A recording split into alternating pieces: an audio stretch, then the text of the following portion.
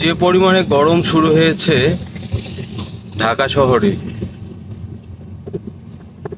টিকে থাকাই মুশকিল হয়ে দাঁড়িয়ে গিয়েছে। এত পরিমাণে রোদের তাপ, বাইরে বের হয়ে কাজ করা মুশকিল হয়ে গিয়েছে। বিশেষ করে এই যে রিক্সা চালক যারা আছে, তাদের কষ্টটা মনে হয় সবচেয়ে বেশি।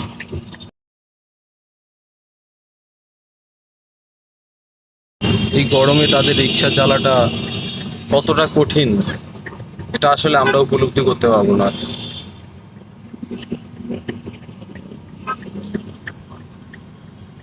গ্রামেও অনেক গরম ঢাকার বাইরে, কিন্তু ঢাকা শহরে গরম সহ করাটা অনেক টাফ। দালান কোঠায় বড় বড় উঁচু উঁচু বিল্ডিং, ঠিক মতো বাতাস পাওয়া যায় না।